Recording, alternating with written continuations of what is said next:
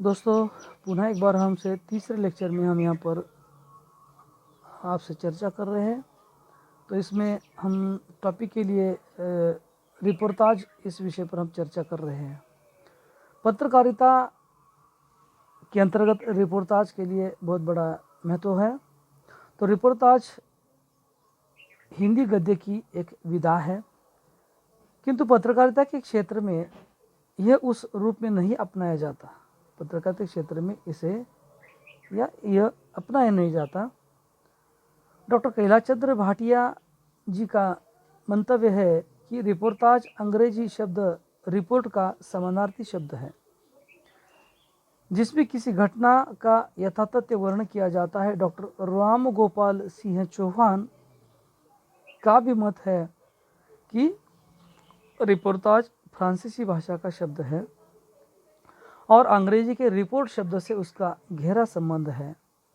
प्रारंभ में रिपोर्टाज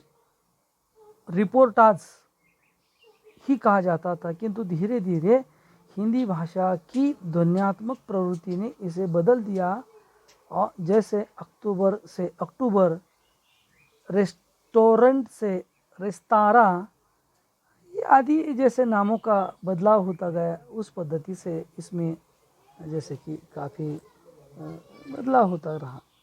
तो आगे चलकर प्रचलित जो शब्द है रिपोर्टाज, ये शायद बनता गया है।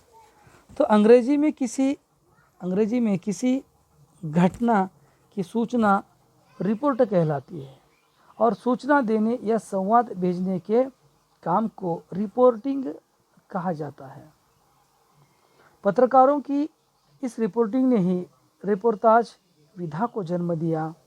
इसलिए हिंदी रिपोर्टाज को सूचनी का भी कहा गया है। रिपोर्टाज का अर्थ भावनामय सूचना माना जाता है। पत्रकारिता के क्षेत्र में यह शब्द अधिक सार्थक प्रतीत होता है। संभवतः इसी से प्रेरित होकर डॉक्टर जीवन प्रकाश जोशी जी ने लिखा है कि संवाददाताओं की रिपोर्ट जब अपनी शैली में कुछ साहित्यिकता का समावेश कर लेती है तब वह रिपोर्टाज कहलाती है। क्या कहा है कि संवाददाताओं की रिपोर्ट जब अपनी शैली में कुछ साहित्यिकता का समावेश कर लेती है तब वह रिपोर्टाज कहलाती है। जैसे डॉक्टर विश्वम्भरनाथ उपाध्याय भी अपना यहाँ पर मत देते हैं। वो भी कहते हैं किसी घटना की रिपोर्ट के कलात्मक और साहित्यिक रूप को रिपोर्टाज कहा जाता है, किंतु इसमें लेखक घटना का प्रत्यक्ष साक्षात्कार करता है। यह सुनी हुई घटना पर भी रिपोर्टाज लिखे जा सकते हैं। तो दोस्तों, इस संबंध में ये बात कहना है कि रिपोर्टाज किसे कहते हैं या किस पद्धति से है।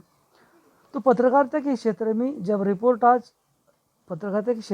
रिपोर्टाज प्रस्तुत किए जाते हैं तो उनमें रिपोर्टाज के अधोलेखांकित तथ्यों को ध्यान में रखा जाता है।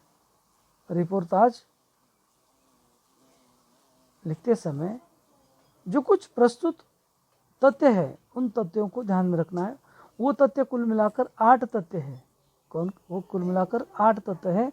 तो इन 8 तत्वों के जरिए रिपोर्टाज जो है या रिपोर्ट है वो बनती है।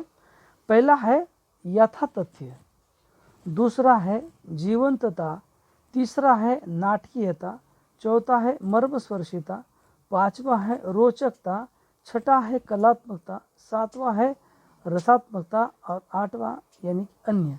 तो इन 7 तत्वों के या 7 तथ्यों के जरिए रिपोर्टाज या रिपोर्ट समाचार लेखन में बन जाती है। यथा तथ्य, जीवंतता, नाटकीयता, मर्मस्पर्शिता, रोचकता, कलात्मकता और रसात्मकता, इनके बलबूते पर ही रिपोर्ट लिखा जाता है।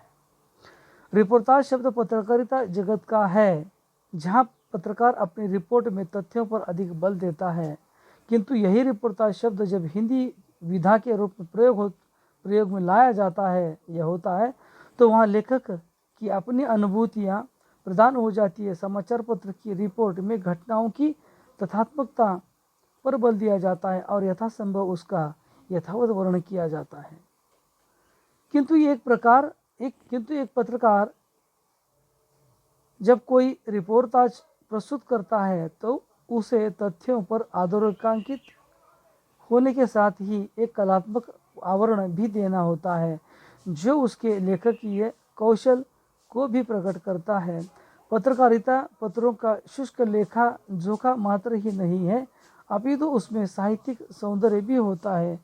इसलिए पत्रकारिता के क्षेत्र का रिपोर्टाज साहित्य के क्षेत्र में रिपोर्टाज की अनेक विशेषताओं को अपने में आत्मकथन अपने में जैसे कि आत्मस्थ कर लेता है।